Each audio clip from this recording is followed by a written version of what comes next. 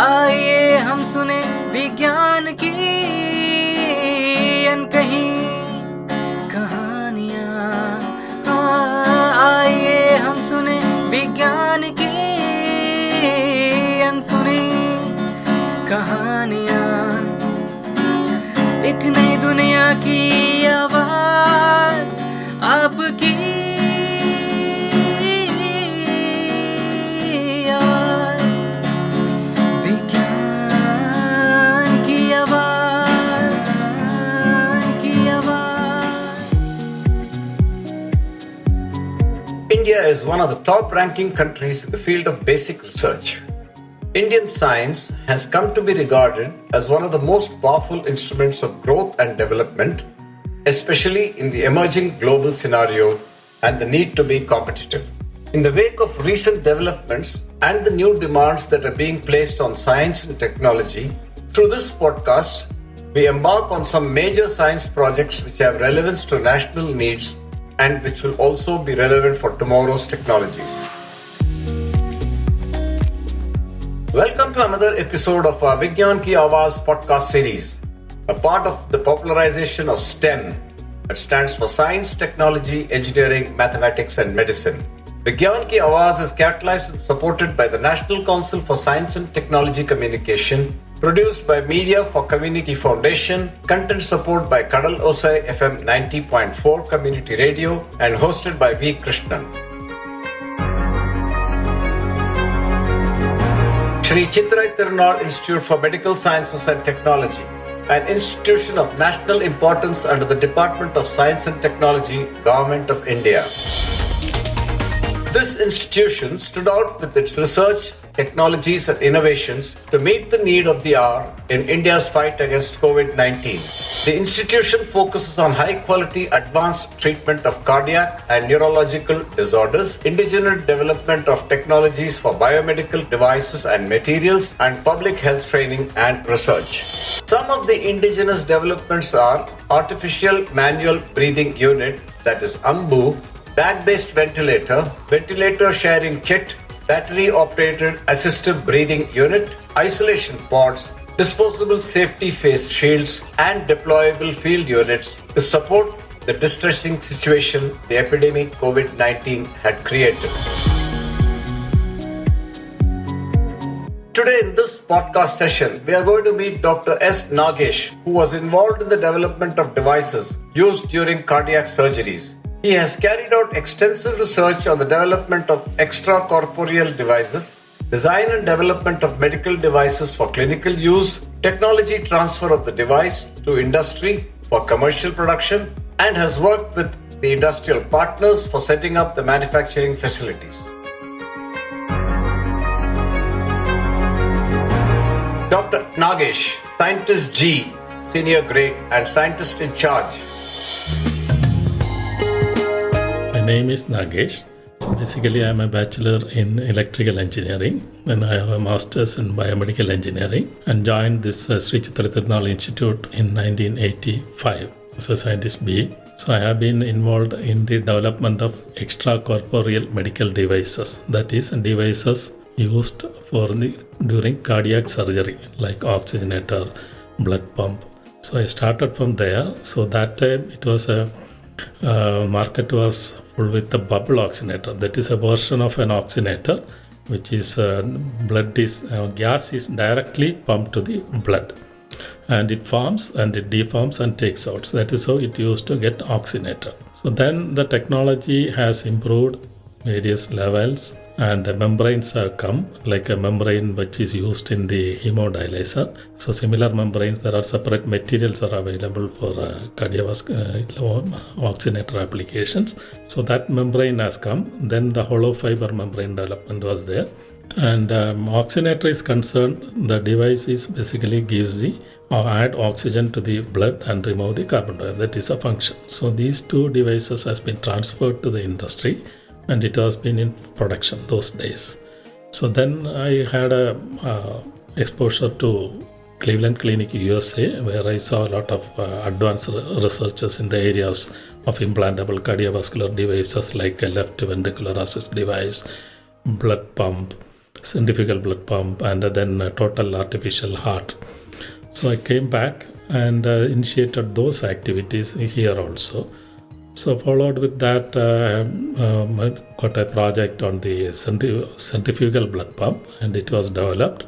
It also was transferred to an industry, but commercialization got some problems and delayed, and it was not materialized. Then as an advanced version, we started developing left ventricular assist device. That is an implantable blood pump which is used for the heart. When the heart is terminally failed, this needs a support. So this is basically a pump which support the heart and pumping the blood continuously. That is the product which we are working on right now. How is this research useful for the common man? In the cardiovascular, especially open heart surgery, the disposables which are used, that itself will cost around 30,000 to 40,000 rupees. And most of these products are imported. So this is the first product in India which was developed and transferred, this membrane oxygenator and bubble oxygenator. And like any other, like space, or if you look at atomic energy, there are only 4 or 5 countries which are making this product and selling it. We are one in that level. So that is the biggest achievement, and based on our development, the product was available in the market and it was very affordable price. It was given to the public and it was available in the hospital for surgery, and thousands of products were used.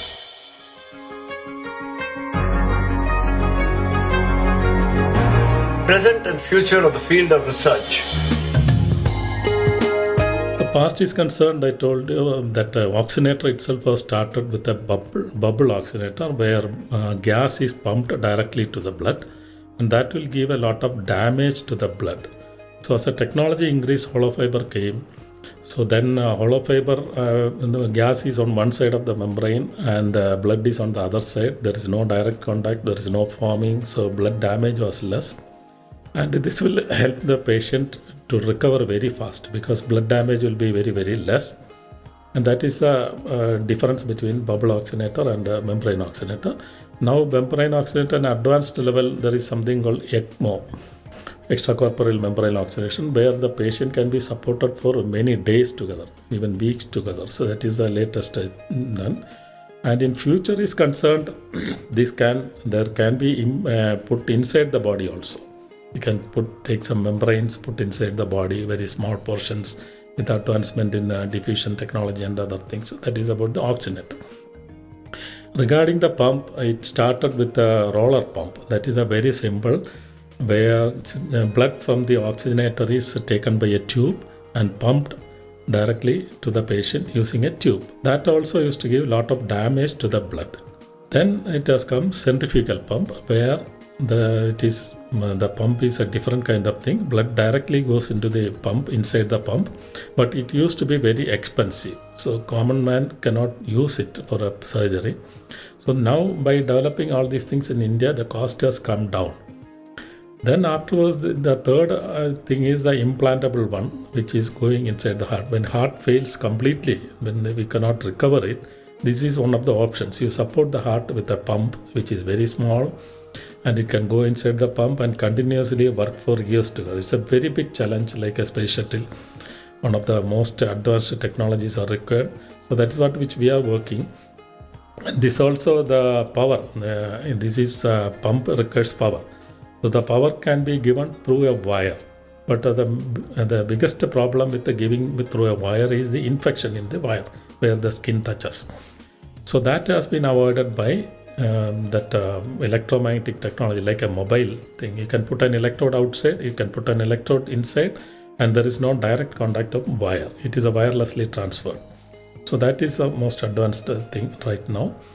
And beyond this, if you look at the future, this is one side. Left ventricular assist device is only supporting the left ventricle. That is the one part of the left part of the heart. But if the whole heart fails, even the right side also fails, you can have a total artificial heart. So that is developing a small pump which has 4 chambers on both sides and pumping blood directly for years together. That is another very big challenge. That is what we are looking for the future. Did you hear that an artificial heart is under development in case of any heart failure? And I don't even know much about my bike's engine failure. Maybe a little bit about wheeling it to the nearest garage. You are listening to Vigyan Ki Awaaz, catalyzed and supported by National Council for Science and Technology Communication, produced by Media for Community Foundation, content support by Kadalosai FM 90.4 Community Radio, and hosted by V. Krishnan. I am quite keen to know from Dr. Nagesh about the rank of our nation in this area of research. India is concerned, we are not, this is the only institute where these kind of advanced level implantable devices are being developed. And industry also, there are only 1 or 2 industries, and most of them make products out of our output only. And we are one among 4 or 5 in the internationally also, like US, Japan. There are only few countries which make these kind of, Germany, these kind of devices. So we are in top like any other area.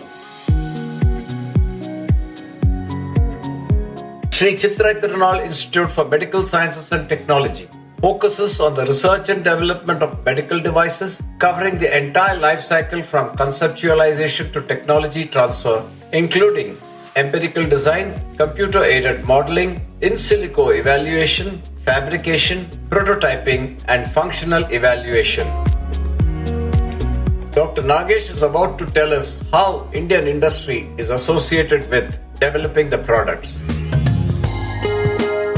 Indian industry, they are very good giving response, but as usual, you know that there are multinationals, so very difficult for them to compete because this needs a very high investment, very high level of marketing, and very high level of investment.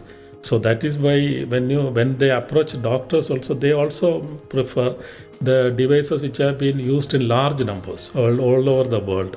So they also feel a risk in taking a new device for this kind of critical application. But definitely there are a lot of clinicians who definitely support us. They use it for the first few pieces, get the confidence and tell others that it's a good product.